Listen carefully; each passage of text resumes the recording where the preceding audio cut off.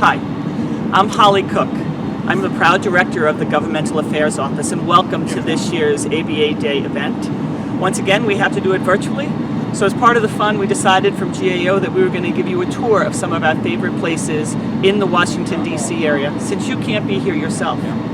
For me, if you don't know me, I'm also a retired Army officer. I wanted to show you something of my past from a different view. Arlington Cemetery. Most people go through the front gates where there's crowds and tourists and see this historic monument. I wanted to show you from the version of a service member who has family and friends buried at Arlington Cemetery from a quieter road, the road less traveled. I'm standing here at Old Post Chapel. Services happen in this chapel. It's a historic small chapel, very intimate, to say goodbye. And then the family, as they leave the front steps of the chapel, they'll walk through these gates into Arlington, where there are no crowds. It's just the family. And where service members are quietly buried and paid with the utmost of respect. This is where you see Arlington from the perspective that it is a national cemetery, and it is something that is beloved from all of us. You wouldn't see this as part of your own tour from Arlington, so I wanted to show you from here. I hope you enjoy our ABA Day events, and welcome to Arlington Cemetery. Hello, my name is David Epstein, Legislative Counsel with the American Bar Association's Governmental Affairs Office here in Washington, D.C. I want to welcome you to our Advocacy for Justice event, and thank you for joining us. Our voices collectively really do matter to our policymakers as we advocate on several issues of importance to the legal profession and to our country. Needless to say, we really couldn't do it without you. Your collective voices really help amplify our message to the public. So this time, we're really focused on increased funding for the Legal Services Corporation, so more people can have access to legal services, such as those facing eviction and those suffering from domestic violence. We're also advocating for increased security for our judicial system to really help protect our judges, our courthouses, and the public who utilize those services. So again, thank you for being here as we advocate on these very important issues for our country and for our profession. Your voices really do matter, so thank you. Hey everybody, it's Ken Goldsmith from the ABA Governmental Affairs Office. I handle criminal justice reform, issues affecting military and veterans' families and their caregivers, homelessness and poverty, like housing and evictions during the COVID crisis, and our proud support for the Law Library of Congress. And since we couldn't be together this year, I wanted to express my appreciation for your activity by bringing you to a memorial that's special to me, that I actually found by accident one day because it's on an island in the Potomac River.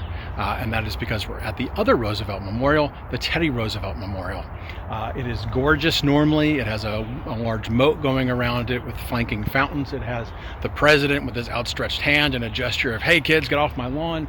There are 4 tablets in the back addressing issues of nature, of the state, of youth. Now that you can know that it's here, you can Google, but the best way to see it is in person, and I hope we have a chance to do that the next time you're in town. Hello, my name is Megan Plombon. I'm a Program Associate in the Government Affairs Office of the ABA, and I assist our lobbyists on a range of issues such as access to legal services, dispute resolution, and criminal justice in our DC office. Today, I'm standing on the National Mall in front of the Lincoln Memorial, which was built in 1922 to honor our 16th president, emancipation, and the preservation of our union. This is also where Martin Luther King led his March on Washington, specifically stopping at the memorial to give his I Have a Dream speech. So with that, welcome to ABA Day 2021, and I hope you enjoy what we have in store. Hello, my name is Denise Cardman, and I'm Deputy Director of the ABA's Governmental Affairs Office. While I'm involved in a variety of activities in the office, my lobbying responsibilities primarily focus on administration of justice, federal courts, and select civil rights issues. My intention had been to bring you to Bartholomew Park, which is on Independence Avenue just a few blocks down from the House office buildings. But unfortunately, it's inaccessible right now because it's behind barbed wire fencing that was erected to protect the Capitol grounds after January 6th. I'm therefore going to show you a few pictures. I love this pocket park. It's a beautiful garden and peaceful little oasis with benches and places in the shade where you can go for a short respite between your lobbying visits. In the middle of the park is the fountain of light and water. It was designed by Frederick Bartholdi, the Frenchman who later created the Statue of Liberty, and it is especially spectacular at night. I want to thank you all for demonstrating your commitment to improving our justice system by participating in ABA Day 2021. Take care and stay safe. Hi, and welcome to ABA Day. I'm Allison Lundy, a program specialist for the ABA's Governmental Affairs Office. I'm an administrative staff member and I help plan ABA Day. I'm here in front of the Thomas Jefferson Memorial, which is one of DC's most popular monuments, and it was built under the FDR administration. It's currently undergoing some cleaning, which is why you see some scaffolding on the dome.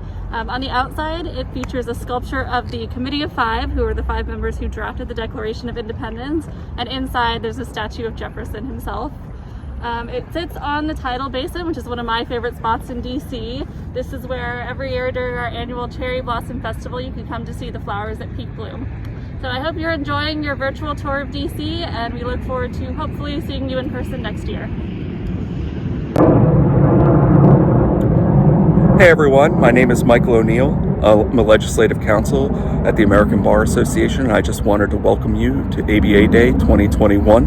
I'm also a proud Marine, and I'm here right outside of the Iwo Jima Memorial that was made iconic through the photo taken by Joe Rosenthal in 1945 when 5 Marines and 1 Navy corpsman raised the American flag on Mount Suribachi.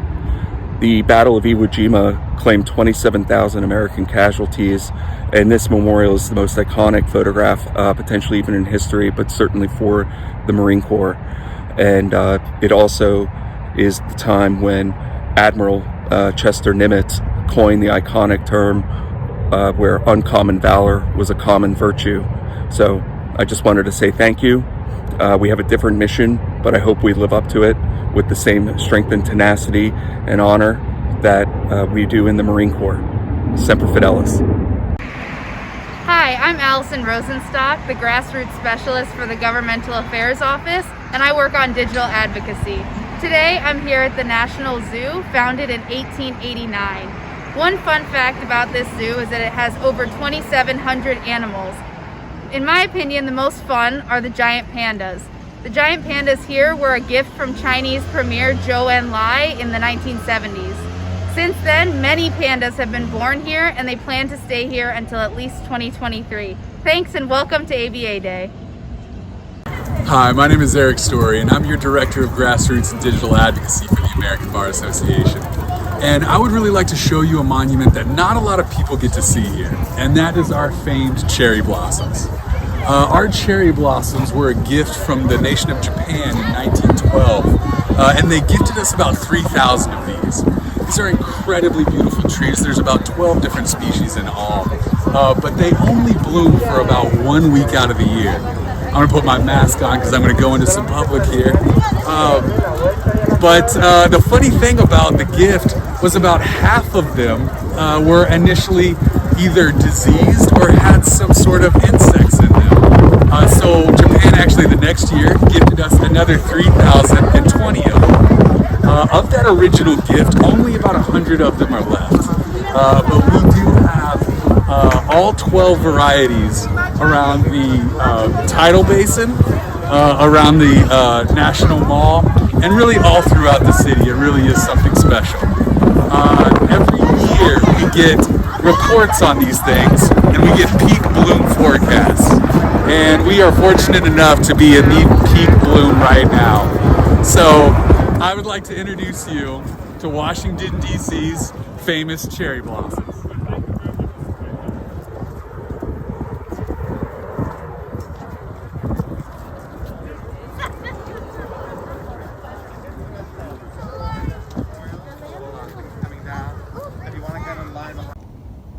Hi, I'm Larson Frisbee, the ABA's Associate Governmental Affairs Director. I handle many different issues for our office, including business law and bankruptcy, federal agency regulation of attorneys, the attorney-client privilege, alternative dispute resolution, and many other issues as well. I'm standing here today outside of the Udvar Hazy Center, one of the two Smithsonian Air and Space Museums in the DC area. This one's located about 20 miles west of DC.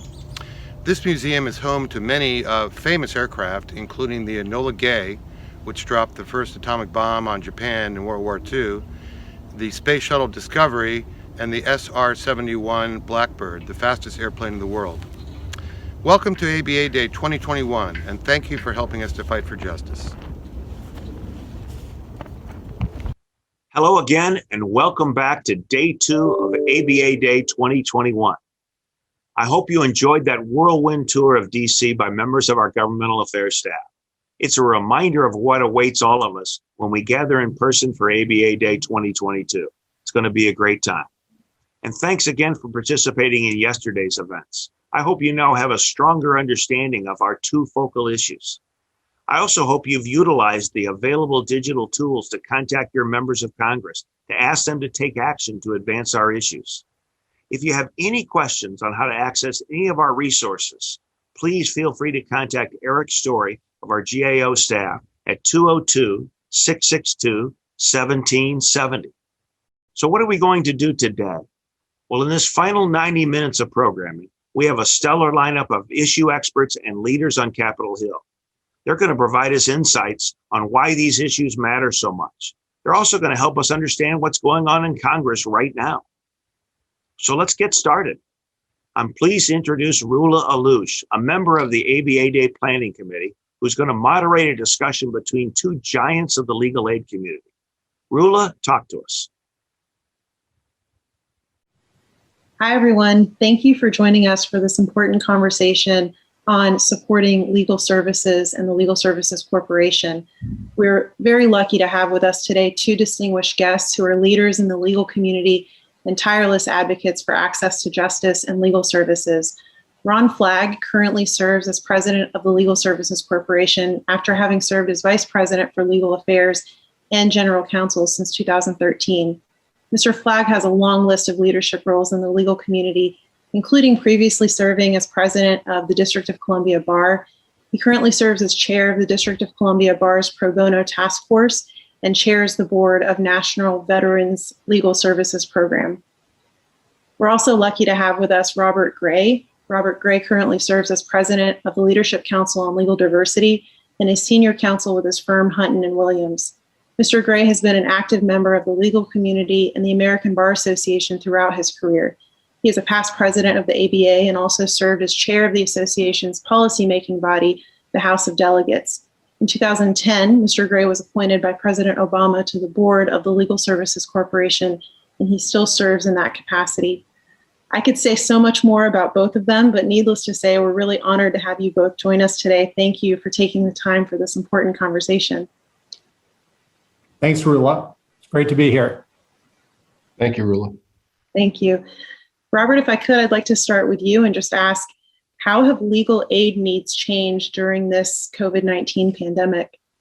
It's probably a good idea to put this into some context.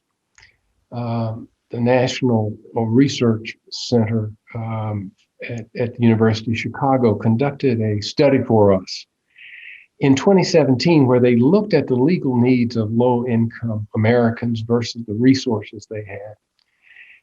And made a stark evaluation for us.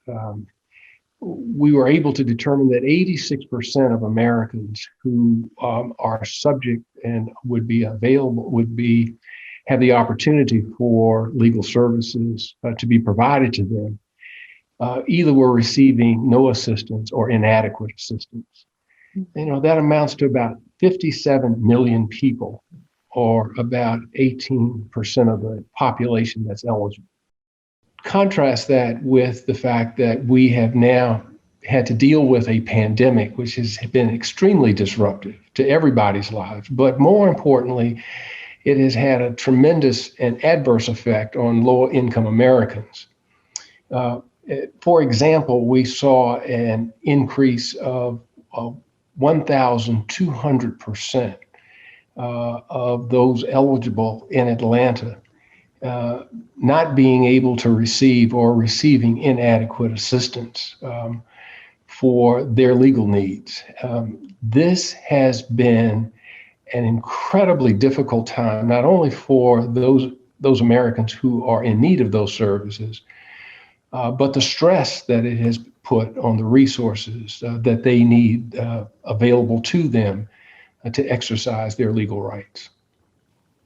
If I could also just interject, Rula, we're seeing more people now eligible for legal services than in the days that we did the 2017 Access to Justice Gap report, and surges in certain legal needs such as unemployment, evictions. We're seeing many programs reporting a doubling of the number of evictions that they're seeing despite the eviction moratorium, and increases in many areas in domestic violence applications. So Robert hit the nail on the head.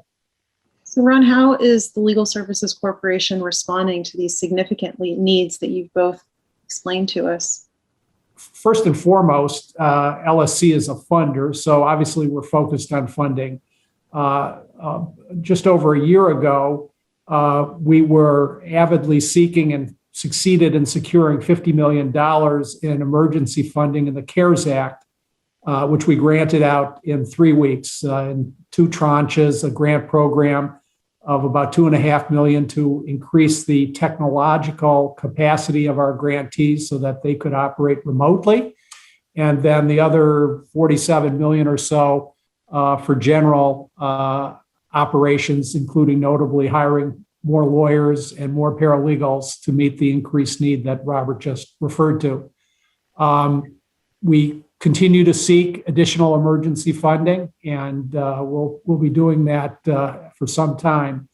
At the same time, we have our annual appropriation process, and we've been seeking increases in our annual appropriation, both to meet the justice gap that Robert described, as well as to meet the increased need created by the pandemic. At the end of 2020, we did secure an additional $25 million to bring our annual appropriation up to $465 million. That is the highest our annual appropriation has ever been. And while that's a good thing, it's still far too little to meet the needs both pre-pandemic and is aggravated by the pandemic. So consistent with that increased need, our board has authorized, I would add our bipartisan board has authorized a budget request for FY 2022 of just over $1 billion. And the White House will get the ball rolling on the FY 2022 budget process when it releases its budget shortly. In addition to funding, we provide other means of support to our grantees. We provide technical support. So from the outset of the pandemic, we were sharing with our grantees the innovations that their colleagues around the country had come up with. And our grantees really have responded to the pandemic with great courage and innovation. They're really first responders. And we have greatly increased our public outreach during this period. We've been really on a monthly basis holding forums and access to justice events about the effect of the pandemic on our grantees and on their clients, on the digital divide, because we're all much more reliant on technology, but technology is not equally available to people living in poverty as it is to others. And we found a great public thirst for this kind of information. Some of our events have attracted over 1,000 viewers, which for legal aid is a big deal. I did an interview of Matt Desmond, the author of the Pulitzer Prize winning book Evicted, that drew over 1,000 people. And the last thing I'd say is LSC was doing this work and our grantees were doing this work while all of us, like all of you, were working remotely. And while working remotely, trying to take care of kids' remote learning needs and take care of our families and ourselves from a healthcare perspective. Thank you, Ron. We know it's been a challenging time for everyone. It's helpful to hear the details and the steps that LSC is taking. And we thank you and your entire team for the work that you're doing, despite the challenging times in the pandemic. Thank you you. know, you mentioned the book Evicted, and one of the areas of a topic of interest that's been kind of ongoing since the pandemic has been the issue of evictions. And Robert, I was hoping to ask you if you could share from your perspective, what's a person's likelihood of success, just generally speaking, when having representation in an eviction case versus where they don't have representation? Well, it's a great question. It makes a huge difference. Individuals who have representation are just more likely to have a favorable outcome if they go to court. Those without representation are usually prevented from keeping their home and are then complicated with other aspects of being evicted that impact their lives greatly.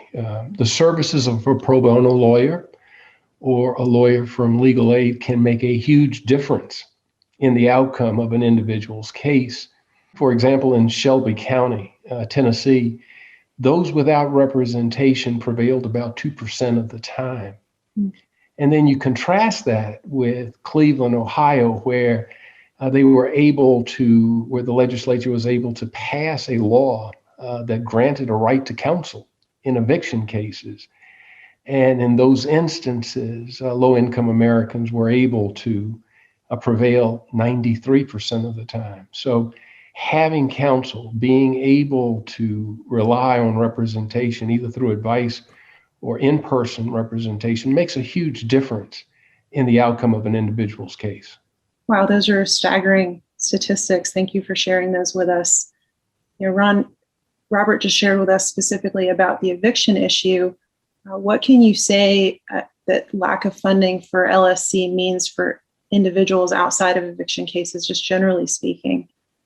We see the same pattern across other sorts of cases. And I'll mention one category in particular, debt collection. And I mention debt collection because that's an area of civil cases that has skyrocketed over the last decade.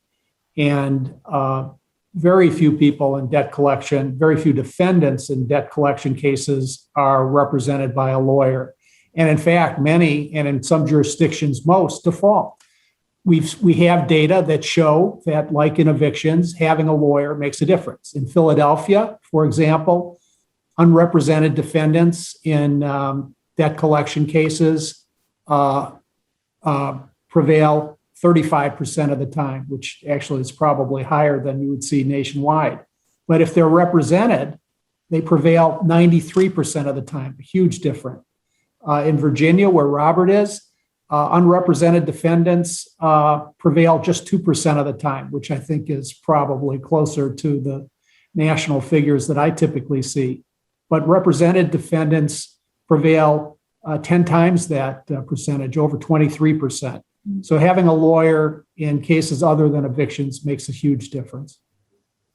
Robert, what happens to the people who are denied representation because of the lack of funding for legal services? Rula, it is a compounded effect of not having representation. It affects their health and their ability to get health services.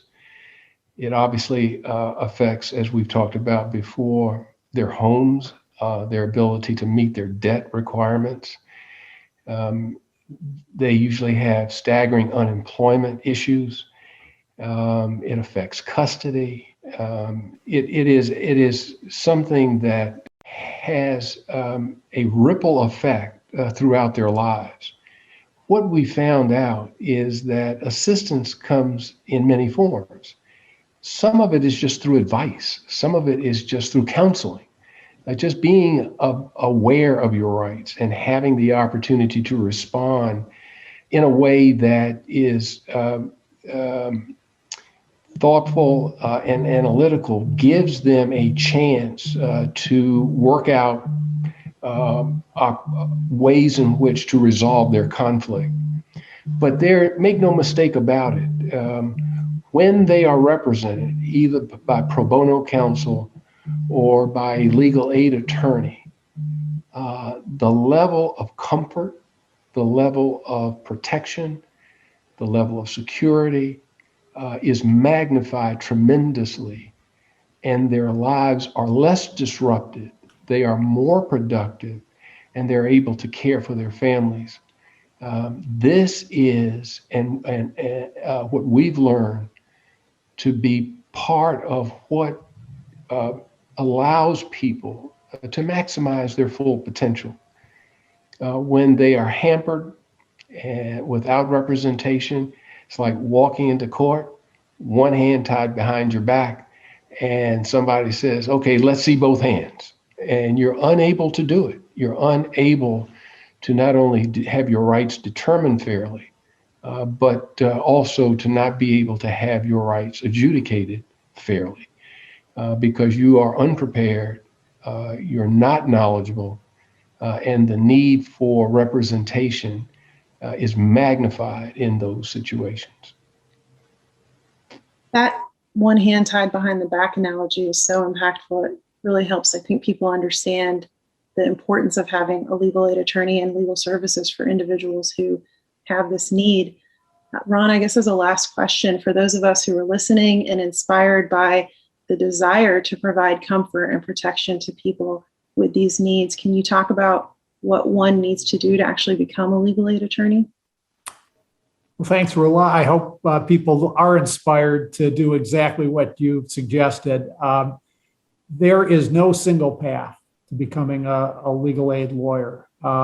Certainly, a willingness to knock on the doors of legal aid providers and be persistent is helpful, as it is in any job search. That said, I would certainly suggest to the law students out there to participate in legal aid clinics or internships.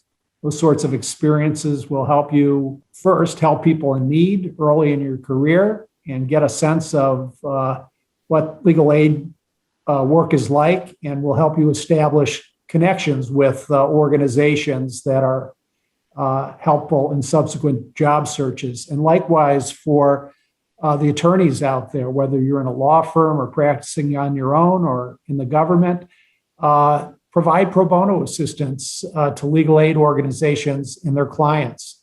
That will, again, give you that experience. It will help people in need and will help inform you as to whether legal aid work is for you. And if you do decide it is, again, you'll have established a relationship with a legal aid provider. There's no more noble work in our profession, I believe, than being a legal aid attorney. It's not very remunerative, but it is rewarding in terms of fulfilling the reason why many of us went into the law in the first place. Robert and I are old enough that we probably have trouble remembering quite why it was we became lawyers, but when we do recall it, I think for both of us and for many people, providing legal assistance to people of limited means is one of the reasons we got into the profession to begin with. Rula, let me add one other thing. Ron and the staff of legal services and the grantees that they work with have really developed an area of practice in the country related to law assisting those in poverty. It is unique and it is career defining. There are many individuals who practice in this field who have made a lifetime of their commitment and their service and their knowledge to improving the lives of millions of Americans. It is the highest calling of a lawyer to be able to provide this type of service. I got to tell you, I'm so proud of Ron and the staff and the grantees that we provide funding for. They are an amazing group of individuals. Thank you both. I know I'm certainly inspired, and I can only imagine how many other people will be inspired hearing about the work that you both do. Thank you for your leadership and your work in this area. And thank you for taking the time to help us understand why it's so important to support funding for legal services. Thank you both. Thank you, Rula. Thanks, Rula.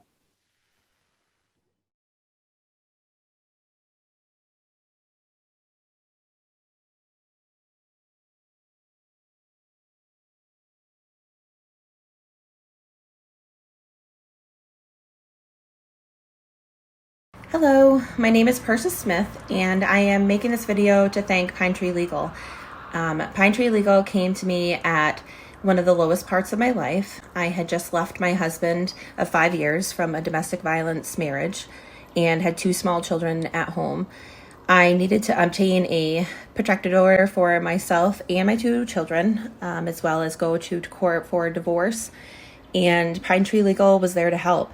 When I was feeling low or scared and had questions, 2 of your lawyers worked with me and my children and helped keep us safe and answer our questions. And I am forever thankful for your services. And I really look forward to working with you guys in the future. Hello, my name is Mari Carmen Garza, and I'm an attorney with Texas Rio Grande Legal Aid, TRLA or TRALA for short. For the past 21 years, I have been a lawyer who represents domestic violence, sexual assault, stalking, and human trafficking survivors. And today it's my great honor to introduce to you one of my clients, Harika. Hi, I'm Harika. Thank you for giving me this opportunity.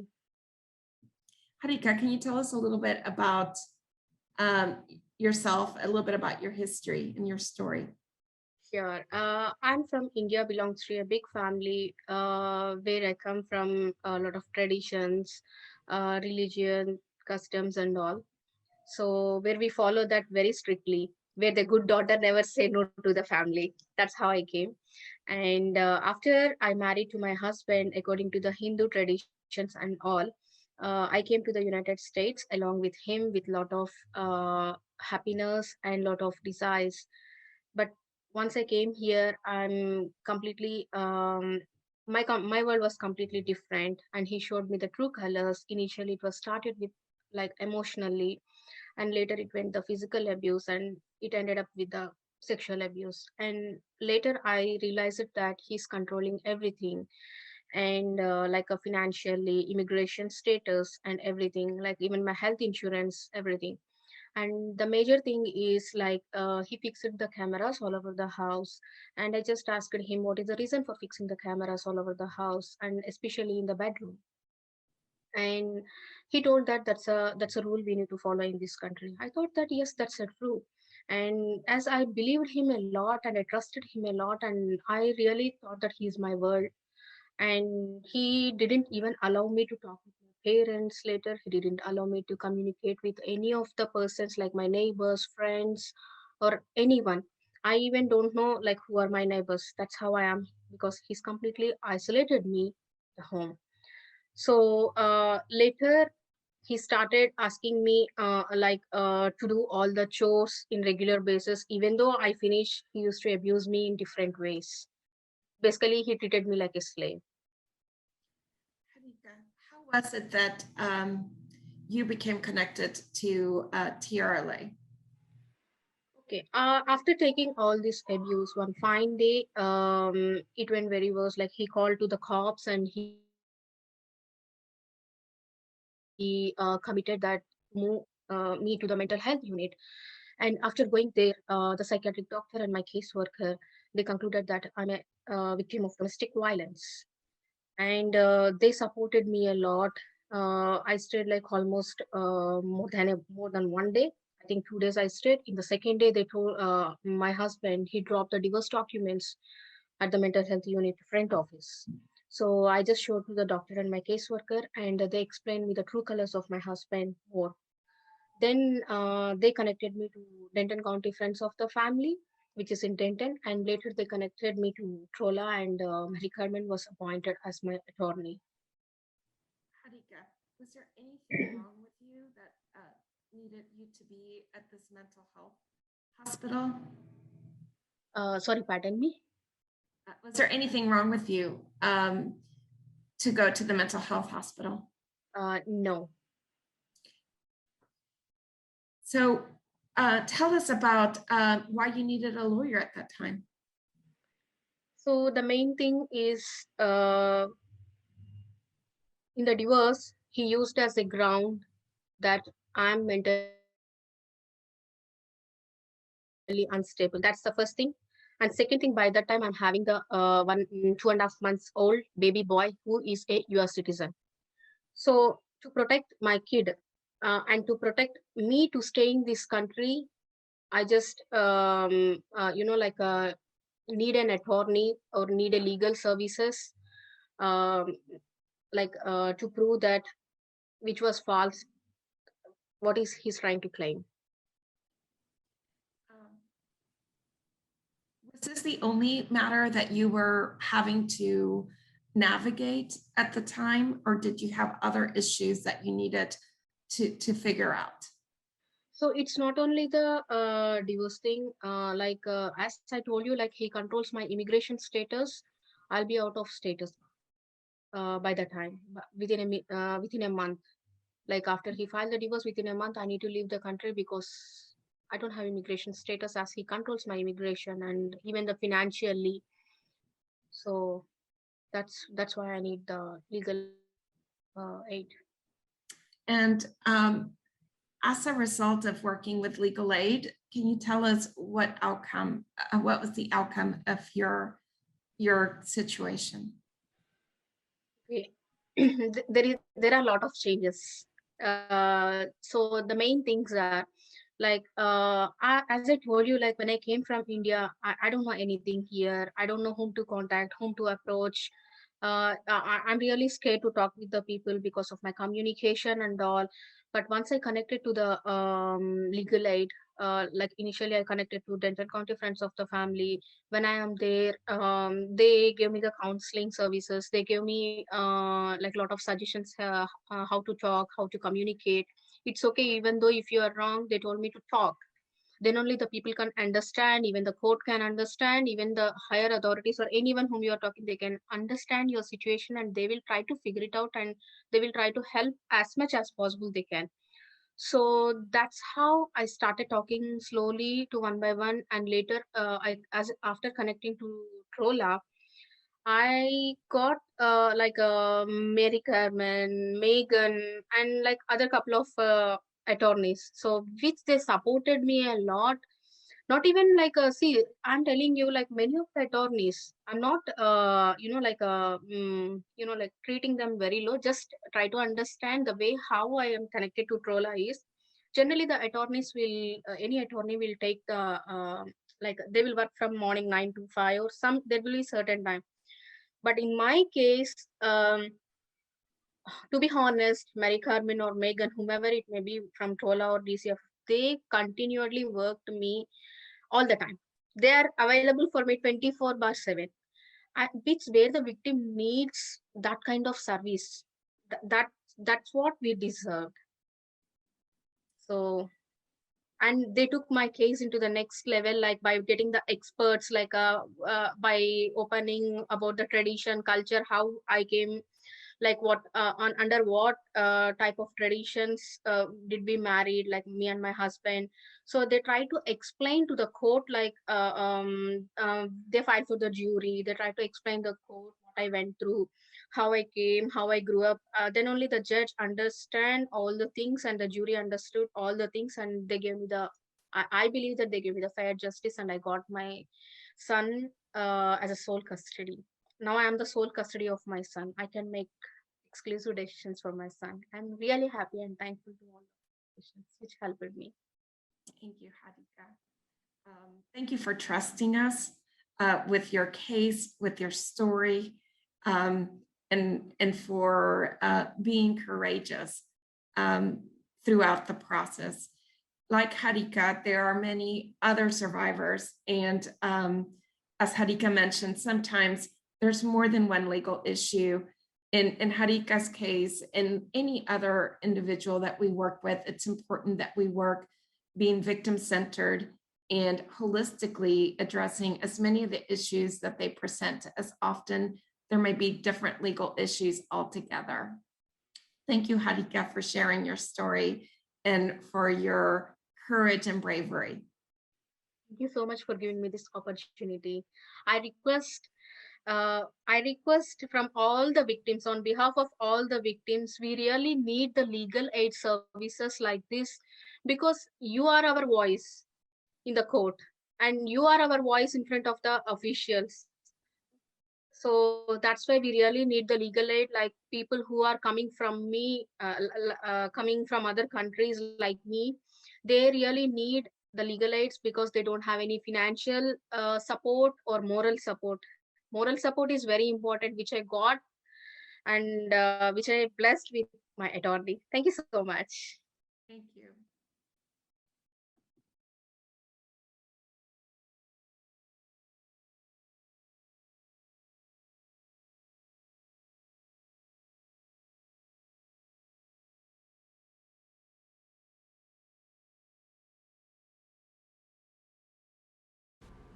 Hi, my name is Eric Story, and I'm the Director of Grassroots and Digital Advocacy here at the American Bar Association. Now that we've heard a little bit more about the issues and we know how to advocate effectively, I'd like to show you exactly how you can send a letter to your member of Congress using our congressional messaging portal. So right now, I'd actually like to jump over and show you some of the tools that we have on our website. So coming from our website, we'll just want to go up here and go to ambar.org/ABA Day, and we'll be taken to our toolkit right here. Since we're interested in sending an email right now, we're going to scroll past the registration link and the schedule of events, and we're going to look right here to this option. Clicking here, you'll actually be taken to our messaging portal, and you'll be given some information here on the left-hand side. Now, if you're going there the day of ABA Day, you'll see some different options over here to the right, whether you'll want to send a social media post, send an email, make a phone call, things like that. But since it's before ABA Day, we're allowing people to send emails all up until that point. Then we're going to release all of those emails all at once at 9 a.m. on April 20th. So all I'm going to do is come up here, enter in my name, my home address, and we want to make sure and have our home address here because this is actually what pulls your members of Congress. So if you put a work address here, it might not actually get your correct House member. And then coming over here, we just want to add our email address and click submit. And from there, we'll be given full emails that we can either click send right now and it will be sent to our 2 senators and our representative, or like we know, we can go in and edit these things for more effect. And of course, one of the best ways that you can set yourself apart is by changing the subject line. Just coming in here and changing a few words.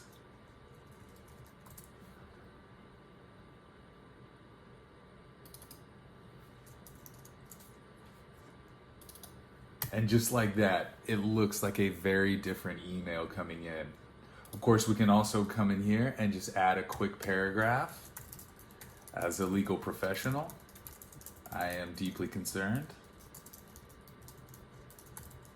with the lack of funding for LSC surrounding COVID relief efforts. And we've really done a lot to just make our email our own. Now, we want to go through and enter those for each of the different emails that we're going to send off. And then from there, we're going to just click submit. And just like that, we've actually sent emails to all 3 offices and making a real difference. The best parts about sending an email through our platform is that we actually have a partnership with the Hill. So every message sent through this portal is guaranteed to make it through congressional firewalls. We can either see here that we can go to the campaign page and take other steps, or we can sign up for the Washington Letter or the Grassroots Action Team right here. For right now, I actually want to go back and I want to show you some of the options that you can do over social media. So we're going to go down to the LSC specific page right now.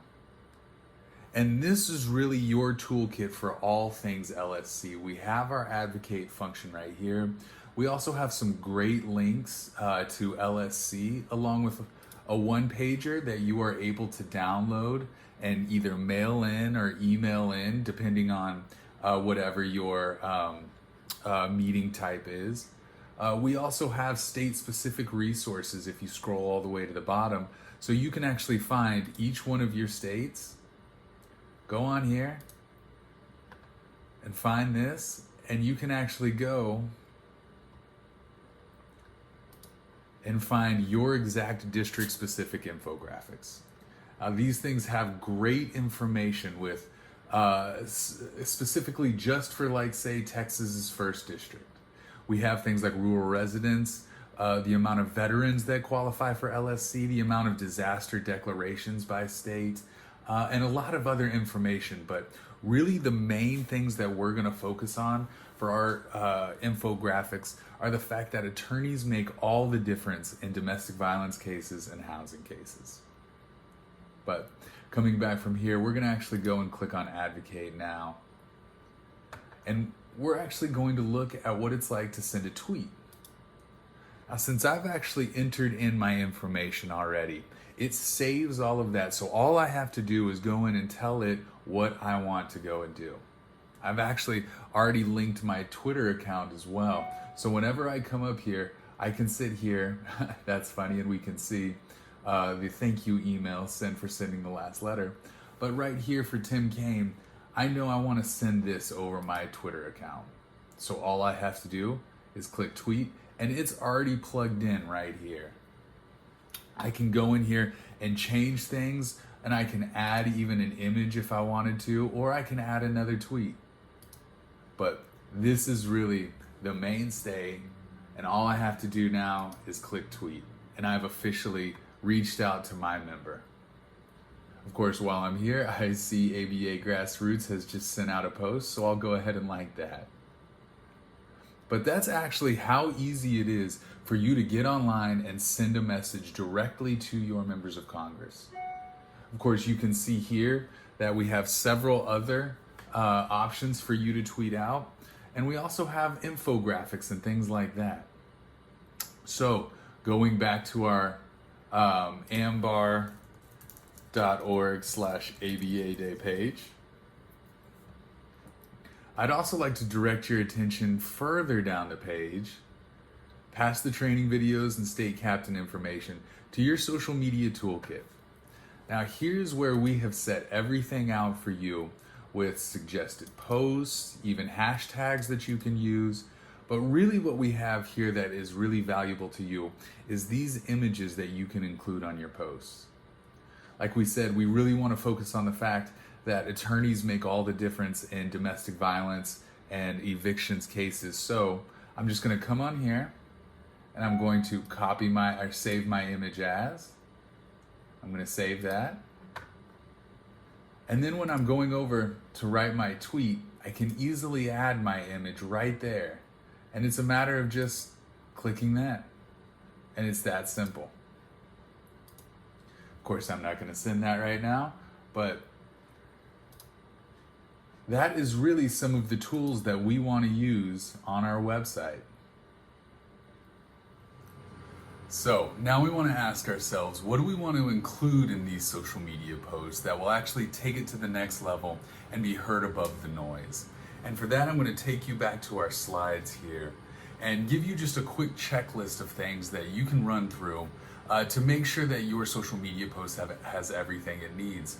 And number one, of course, first and foremost, is the ask. We need to have that come across in the post. We have that included in some of our pre-formatted ones, but if you're writing your own or filming your own video, you want to make sure and include that. Number two, you want to make sure and include the handle of whatever member of Congress you're trying to shout out in that post. And of course, again, that's included in your pre-formatted messages. But when you reach out on your own, you want to include that as well. You want to include the hashtag. In this case, it will always be ABA Day for us. So that way you can have the strength in numbers that social media brings with it. We don't want to just be one-off posts that just happen to be out there. We want to make sure and say that we're part of this team and part of this movement that's trying to push Congress in the right direction. Number four, we really want to include that we're a constituent. Best way to do that in under 240 characters is to just simply include your district as a hashtag at the very end. And that looks like, for instance, if you come from the 3rd District of Texas, you want to do a hashtag TX-3. If you come from the 7th District of California, you just want to have a hashtag CA-7. That gets across that you're a constituent while not taking up too many characters. And of course, if we can include a video or a photo, that really does take that message to the next level. A picture is worth 1,000 words. So that's why we have all of those resources on our website. Please feel free to go on there, click, save, and include those in your posts. Of course, there's nothing better than actually turning that camera on yourself, recording a short video, and then posting that to social media. There's honestly a few ways that you can get better at that.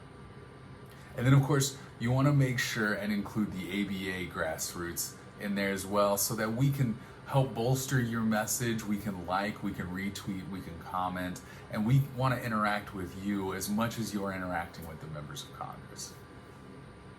After that rousing call to action, it is my great privilege to introduce two extraordinary senators.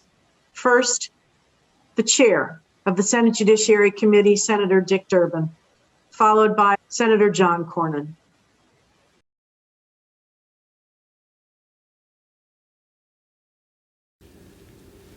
We claim that one of the most fundamental rights as Americans is equal access to justice under the law. But for low-income, elderly, and underserved Americans, our justice system is anything but accessible. For nearly a half a century, the Legal Services Corporation has worked to change it. And as the single largest funder of civil legal aid in this country, you support more than 130 organizations across America. That includes 3 legal aid nonprofits in Illinois: Legal Aid Chicago, Prairie State Legal Services, and Land of Lincoln Legal Aid. These organizations provide indispensable legal counsel to elderly Illinoisans who've been financially exploited, low-income families struggling to keep a roof over their head, consumers subjected to fraud, and a lot of other people who are in need.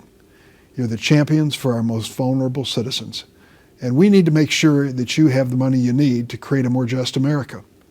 Fortunately, there is a broad bipartisan support for LSC in Congress, because we all recognize the important work legal aid organizations do for our constituents.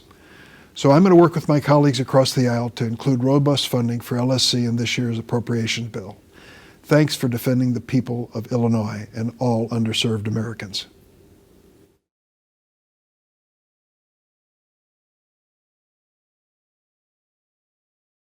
Hi, I'm Texas Senator John Cornyn. I want to wish you all a warm welcome to this year's annual Fly-In Advocacy event. While it looks a little different than past fly-ins, I applaud you for holding it anyway. As we've all experienced over the last year, we're living in unprecedented times. And sadly, as many of you know, we've seen rates of domestic violence and housing issues rise abruptly during this time. I'm glad to have been able to help by championing LSC funding through my time in office, and I look forward to continuing that fight. Thank you for all the work you do to help those in need of legal assistance. I speak on behalf of my entire state when I tell you how grateful we are. So keep up the great work and enjoy the rest of your event.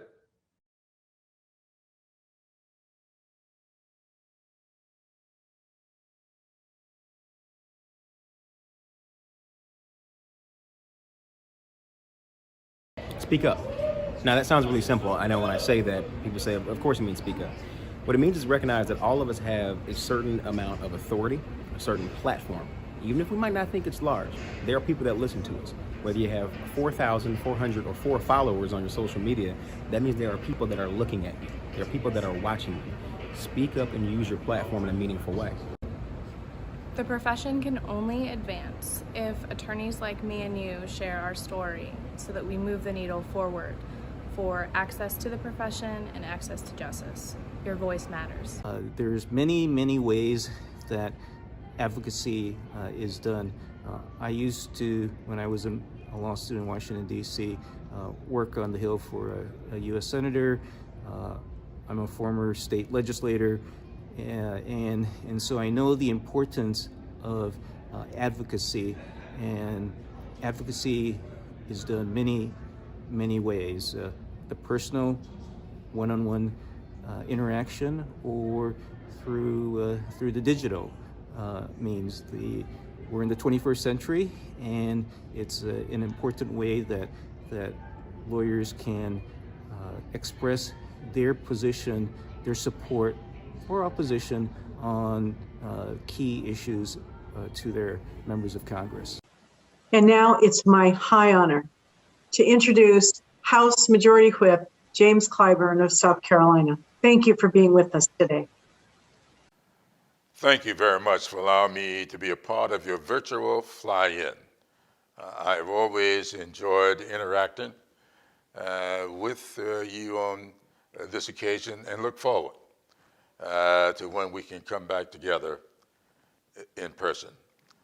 I'm particularly interested in this year because, as you know, COVID-19 has exposed some real serious issues as it relates to the legal rights of many of our citizens. Nowhere has it been hit hardest than in the world of housing. Housing has been a big problem all over the country, but particularly in my congressional district. Although we have made provisions for homeowners and for renters and for landlords, nothing beats being able to rely on legal help when it is needed. And as you know, you can go from state to state, and the help that's needed will be very different. I'm particularly concerned about places like North Charleston, South Carolina, that leads the nation, according to one study up at Princeton University, in evictions. Why is it that North Charleston is leading the nation in evictions? Why is it that Columbia is number 5 or 6? And it's interesting to me that we have these kinds of issues taking place around communities where the military is so present. And I keep wondering whether or not there's a nexus. And if it is, those who are victims are not equipped to know. And such will require legal assistance. And it's kind of interesting that this fly-in is taking place during the month of April. That's been designated as Fair Housing Month. And nothing can be more important to anyone than fairness when they find themselves in jeopardy of losing a home or losing a place to live. And so I want to thank you for what you do, and that you know that you can continue to count on me to help carry out your duties and responsibilities to those who are in need of legal assistance. Thank you, and Godspeed. And now it's my special privilege to introduce another Arizona woman lawyer, my senator, Kyrsten Sinema. Senator Sinema, thank you particularly for your steadfast support for federal judicial security. We are delighted to have you with us today. Hi everyone, I'm Kyrsten Sinema, Arizona's senior senator. I'm proud to join all the attorneys, law professors, students, and judges attending today's American Bar Association Advocacy event. Like most of you, I became an attorney to equip myself with the skills, knowledge, and training to help my community. When I was growing up, my family faced hard times and struggled, but we got by thanks to family, my parents' church, and hard work. My personal experience led me to become a social worker in Sunny Slope in Phoenix, Arizona, where I worked with kids and families facing situations like I faced. It was my job to make sure those kids got the same shot at the American dream that I had. And eager to help others through our justice system, I went to law school at Arizona State University, named after our first female Supreme Court Justice, Sandra Day O'Connor, Arizona's original cowgirl. Law school and social work changed how I approached the world, and they taught me to think differently.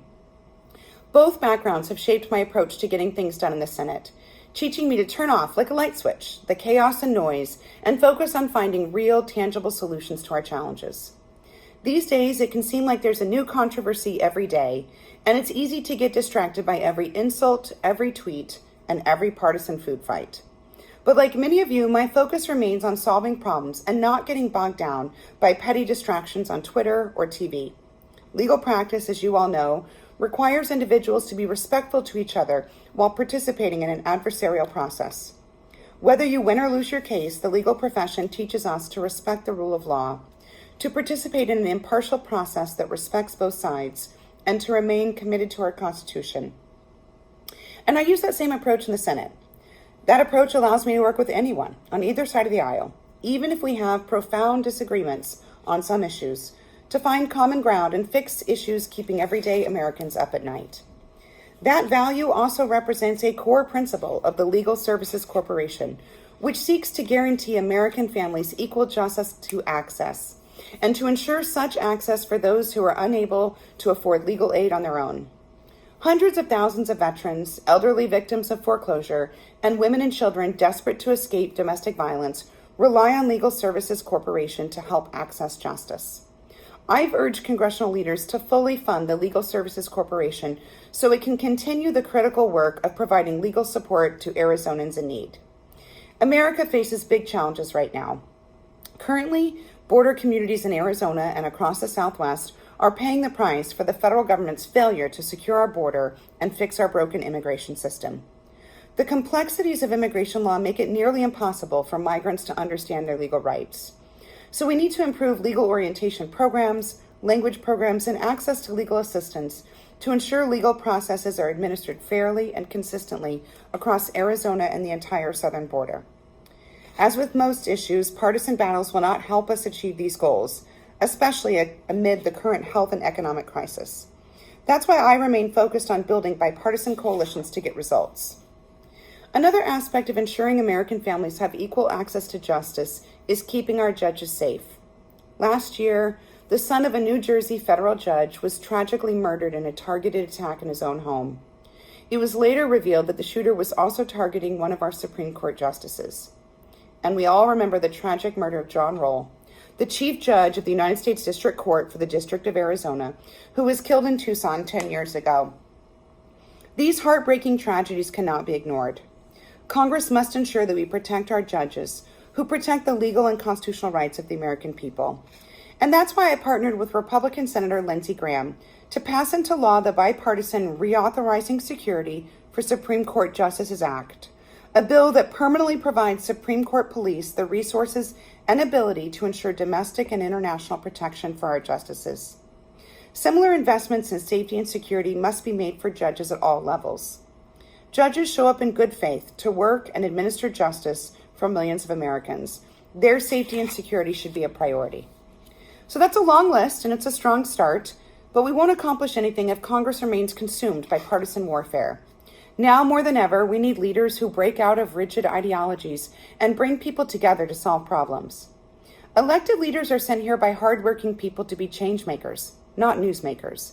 And that's why I choose to not be distracted by Washington drama. Instead, I'm laser focused on delivering results. Throughout my time in public service, I've learned important lessons. We can work with people who are different than us. We can be friends with people who are different than us. We can be good people who care deeply about each other, even when we disagree. And we can start by listening to someone with a different opinion. Listening not to rebut or debate, but listening to understand. We can embrace difference while seeking common ground. And that's my pledge to all of you, to work closely with you and my colleagues in the Senate to find bipartisan solutions and to maximize opportunities for our country. So thank you for your incredible work and the opportunity to join you today. Hi there, my name is Eric Story and I'm the Director of Grassroots and Digital Advocacy here at the American Bar Association. I'm joined with Nathan Wilner, who's kind enough to take some time and talk to us about how we can talk to our networks and message our networks to expand our reach and make our voice that much more powerful. Nathan, thank you so much for joining us, and if you wouldn't mind telling us a little bit about yourself. So, well, first of all, thank you so much for having me. And my name is Nathan Wilner. I'm the Government Affairs Officer at the National Creditors Bar Association and a proud American Bar Association member. And so excited to be able to talk to my colleagues about advocacy and grassroots efforts and social media, because I think that, as we just heard from Senator Sinema, this kind of advocacy really does get the attention of the elected officials and especially their staff as well. So being able to add that kind of my own personal experiences really, I think, will help everyone. And, we're all in this together. So I really appreciate you taking the time to have me on today. Absolutely, absolutely.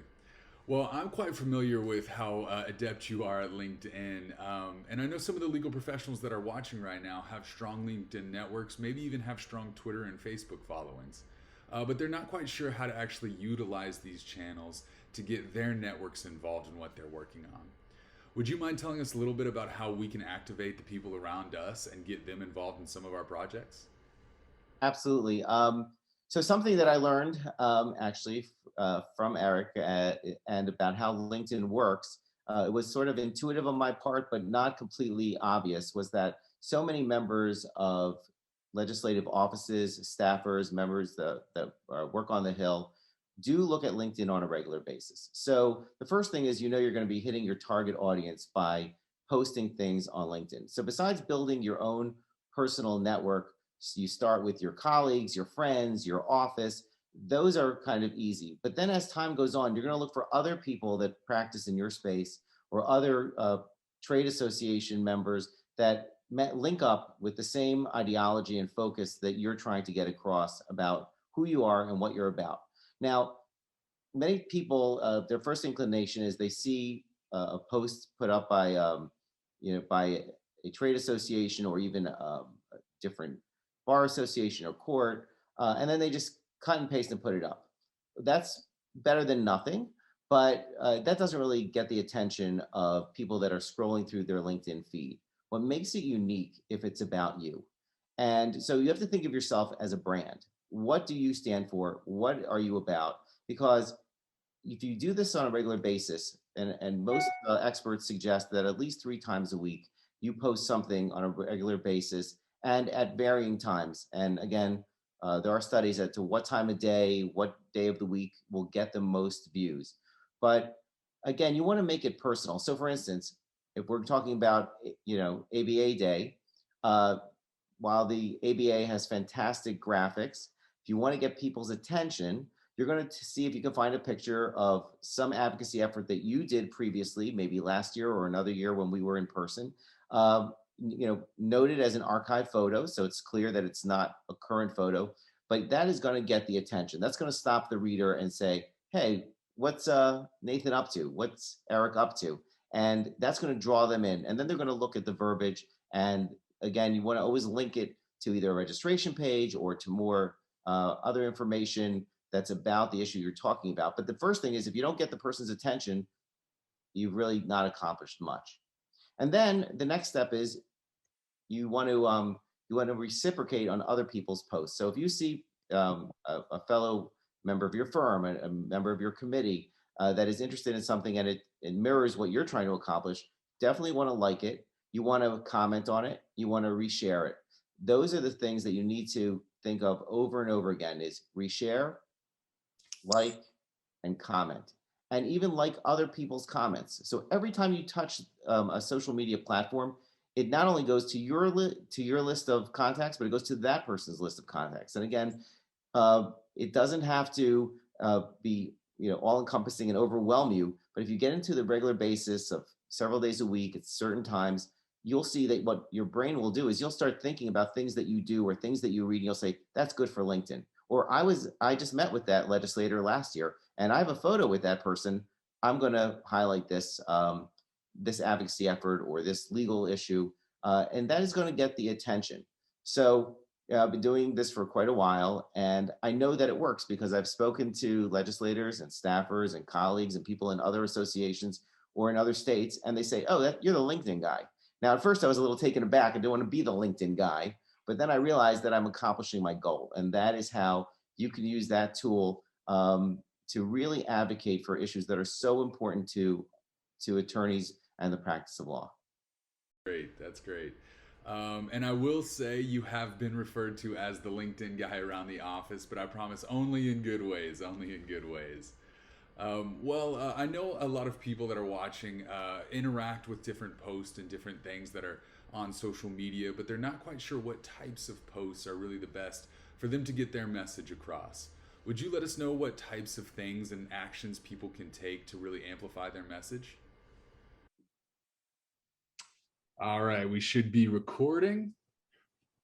And if you don't mind, I am just going to not really be in this clip or anything like that. Wouldn't want to distract from that nice suit of yours. Oh, well, I don't know about that. Okay. So, Let me go ahead and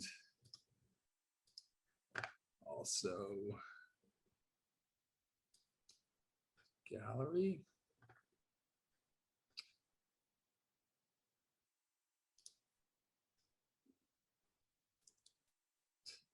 Sorry, I'm just setting up a screen recording on mine just because I like having all of the above. All right, we're all set.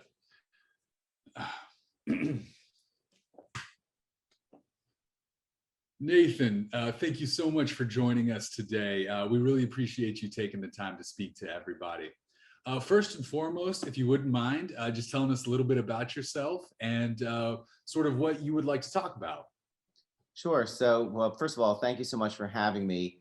And my name is Nathan Wilner. I'm the Government Affairs Officer at the National Creditors Bar Association and a proud American Bar Association member. And so excited to be able to talk to my colleagues about advocacy and grassroots efforts and social media, because I think that, as we just heard from Senator Sinema, this kind of advocacy really does get the attention of the elected officials and especially their staff as well. So being able to add that kind of my own personal experiences really, I think, will help everyone. And, you know, we're all in this together. So I really appreciate taking the time to have me on today. Absolutely, absolutely. I know personally that you are quite adept at social media and really harnessing your network. I know a lot of the legal professionals that are watching right now use LinkedIn. They maybe use Twitter every once in a while, but they're not totally sure on how they can kind of utilize these platforms to reach out to their network and get other people involved in their programs.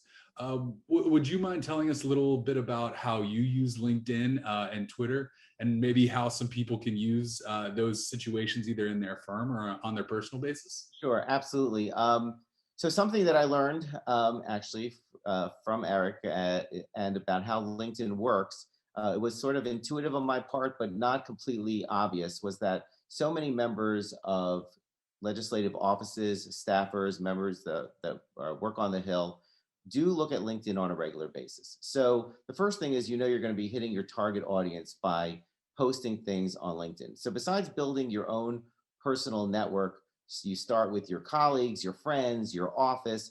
Those are kind of easy. But then as time goes on, you're going to look for other people that practice in your space or other trade association members that link up with the same ideology and focus that you're trying to get across about who you are and what you're about.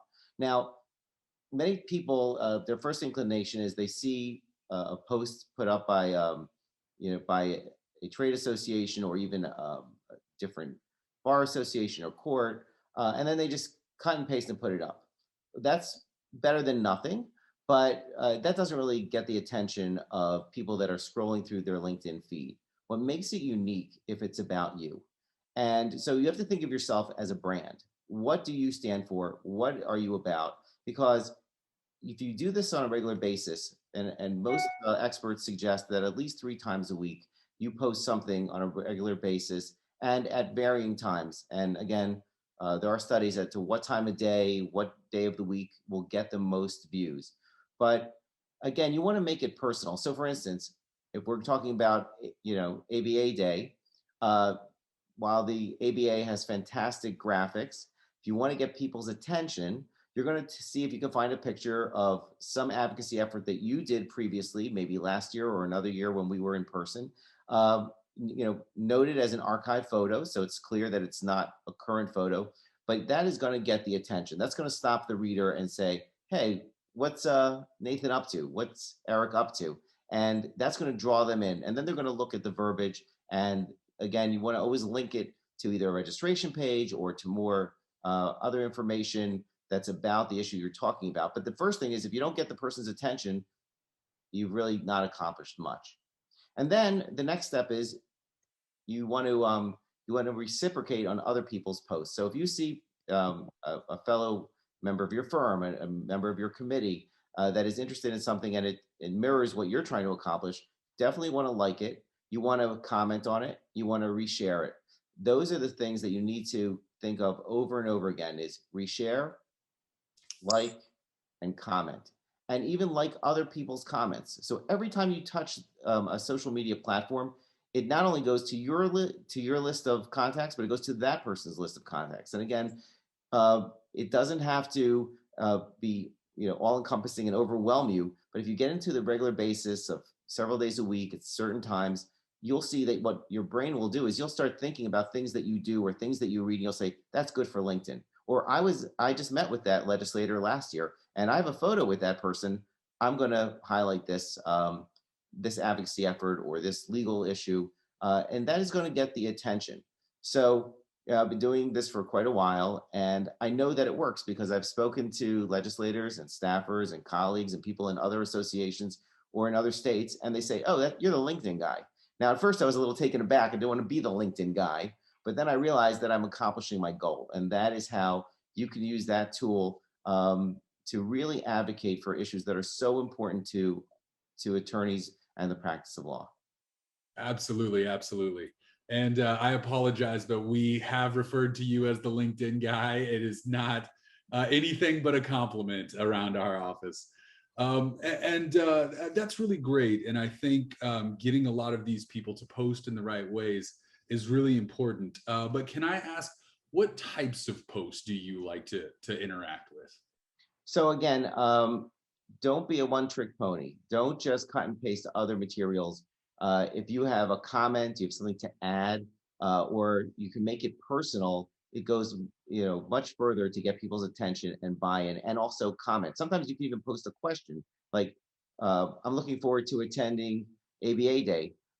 Anyone on my list going to be there with me? I mean, even as something as simple as that, something that'll prompt a response. Because again, remember, every response is furthering your marketing efforts and your advocacy efforts to a broader audience. And after all, that's what this is about. You can have the best advocacy position and the best one pager and the best organized event, but if no one knows about it, it's really not going to go anywhere. Another thing to keep in mind is if you post it one place, post it in every place. You don't have to reproduce. Don't think like someone saw it on LinkedIn, they shouldn't see it on Twitter. Different audiences, different times of day. And again, the worst thing that'll happen is that someone will see the same thing twice. That's not necessarily a bad thing. So again, you want to kind of make it personal about you. Let your members of your list and members of your association or colleagues of your firm get to know you. So again, if you do some charitable event, or there's something with, if it's the appropriate type of thing to talk about, something you did on a holiday or a family type event, you want to sprinkle that into the mix. So people get to know who you are and what you're about, what you stand for, as opposed to just someone who just reposts what some organization put together. So those are the types of things that I think make a serious difference in the reach and influence that social media can give each and every one of the attorneys that are listening today. That's interesting. And I know a lot of the people that are watching right now, and a lot of the people that represent firms that are watching right now, may be a little hesitant to comment on some things, or maybe even to get into social media altogether. What would you say to those people about how this presents them to the public and what this really does around their perception in the community? So again, obviously you have to be mindful of what you post to make sure that it's within your firm's guidelines, that you're not doing anything that's inappropriate or going to get you into any sort of hot water with your supervisor or senior partner of your firm. But the other side of the coin is, and what I've seen is that, everyone's job that's listening is to be an attorney, to do their job. That is expected. What isn't expected is when you go the extra mile and you are not only talking about what's important to you, but you're talking about your firm. You're talking about some of the types of cases and even charitable or pro bono issues that your firm is involved in. So obviously you need to be smart, but what you're really doing is marketing your entire firm. So my experience is that if it's done properly and you're mindful about what you do, not only is it going to help your own professional career, but your supervisors, your senior partners, your colleagues are not only going to appreciate it, but you'll see that they're going to start doing it too. And that's been my experience. They're going to say, hey, how do I do that? And by the way, if you utilize LinkedIn, and actually you can directly connect it to either getting a client or making a difference on an advocacy type of issue, you can be certain that other people are going to want to copy and learn from you. That's interesting. That's interesting. All right. Well, the last question I have for you is, what is one piece of advice that you can give everybody watching right now that they can get their networks involved in this ABA Day and beyond? The number one thing that anyone who's reading social media can either will work in your benefit or to your detriment is your sincerity. So pick an issue that you're passionate about that works with the area of practice of law that you're in, your geographic area, or even what's timely in the media, as long as, again, it works within the guidelines I stated earlier. But sincerity and passion goes a long way when you're trying to convince folks to get involved in advocacy and really fighting for what's important. Absolutely. That's great. That's great. Well, thank you so much for joining us today, Nathan. I really appreciate it. And for everybody watching, this is Nathan Wilner of the Creditor Bars Association. I highly recommend you reach out and connect with him on LinkedIn. I think you'll really be impressed at some of the things that are going on in our profession right now that you can get involved in, or you can even add your voice to the conversation. But that about does it for us now, and thank you. Thank you, Senator Sinema. Hi, I'm Chris Brown, Chair of the ABA Young Lawyers Division and a proud member of the Ohio State Bar.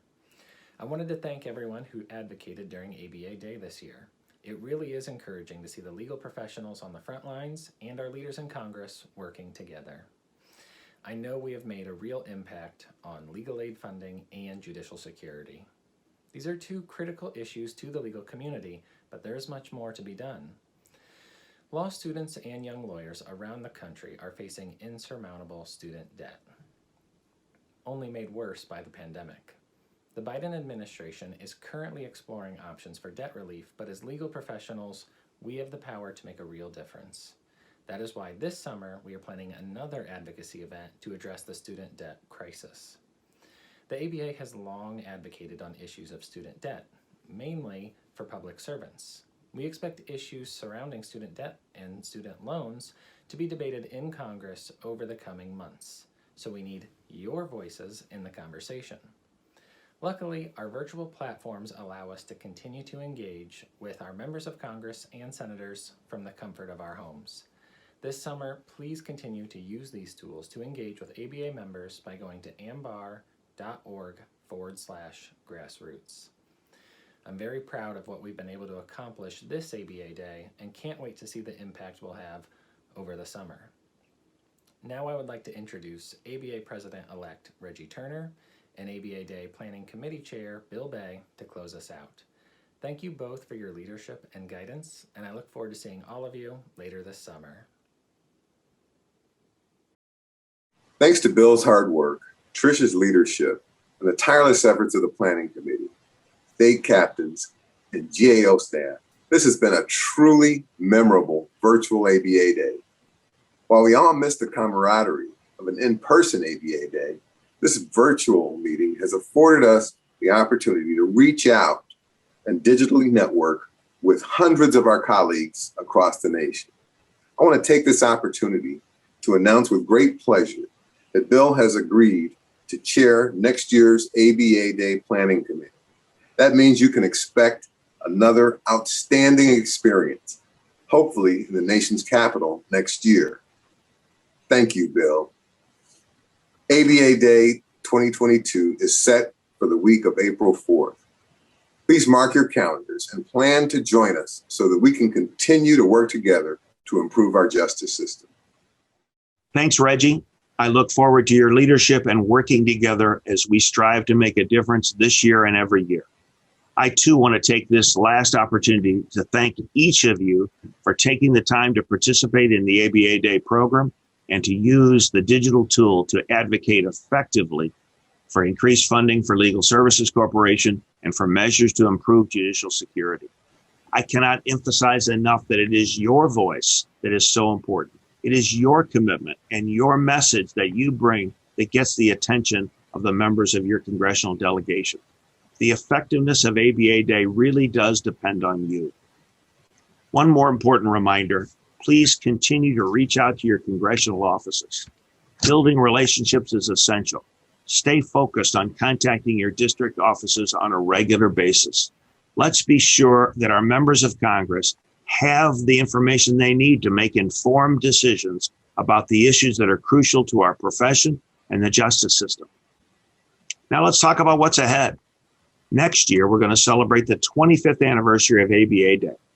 Even though it's hard to imagine that we're going to top this event, I promise you that ABA Day 2022 is going to be terrific.